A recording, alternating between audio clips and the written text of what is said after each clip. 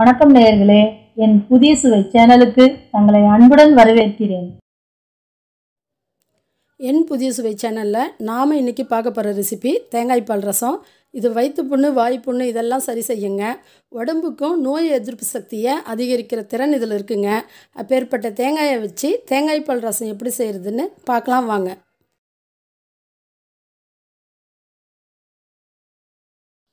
தேங்காய் பால் ரசம் வைக்கிறதுக்கு அரை மூடி தேங்காவை நல்லா மையாக அரைச்சிட்டு ஒரு 300 ml பால் எடுத்து வச்சுருக்கேங்க. அடுத்ததாக 6 பல் பூண்டையும் 7 சின்ன வெங்காயத்தையும் ஒன்றும் பாதியமாக இடித்து வச்சுருக்கேன்.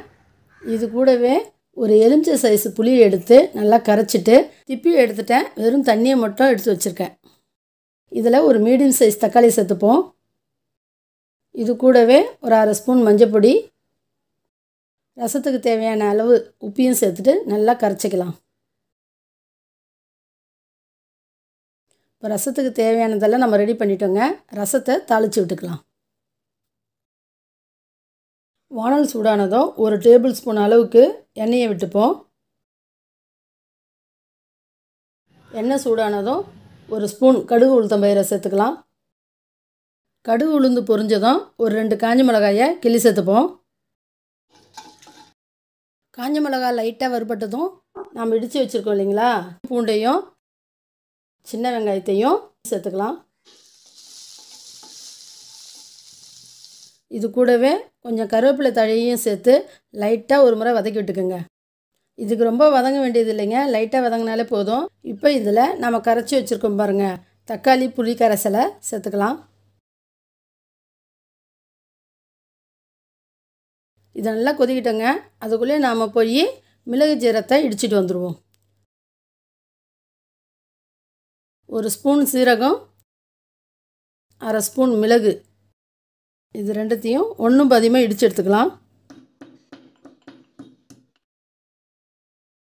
இதை பாருங்கள், இந்த மாதிரி ஒன்றும் பாதியமாக இடித்து எடுத்துக்கோங்க.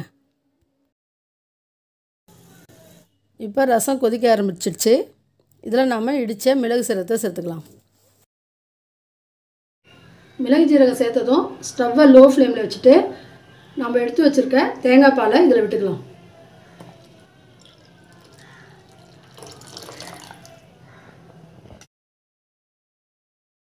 தேங்காய் பால் ஊற்றுனதும் ஒரு நிமிஷம் மட்டும் அப்படியே இருக்கட்டும். இது வந்து கொதிக்கணுன்ற அவசியம் இல்லைங்க, லைட்டாக சூடானாலே போதும். ஒரு நிமிஷம் ஆயிடுச்சு. இப்போ இதில் கொஞ்சமாக கொத்தமல்லி தழையை தூவி விட்டு ஒரு முறை கிளறி விட்டுக்கோங்க. இப்போ நம்மளுடைய சுவையான தேங்காய் பால் ரசம் ரெடி ஆகிடுச்சிங்க. நம்ம வந்து நிறைய ரச வகைகளை வைப்போம், ஆனால் இந்த ரசம் வந்து ரொம்ப சுவையாகவும் இருக்கும், உடம்புக்கும் ரொம்ப நல்லதுங்க. இதை நான் செய்து காட்டின முறையிலே நீங்கள் ட்ரை பண்ணி பாருங்கள். இந்த டேஸ்ட் உங்களுக்கு பிடிச்சிருந்தா மறக்காமல் கமெண்ட்ஸில் தெரியப்படுத்துங்க. நாம் இது மாதிரி வேறொரு நல்ல ரெசிபியோட அடுத்த வீடியோவில் சந்திக்கலாம்.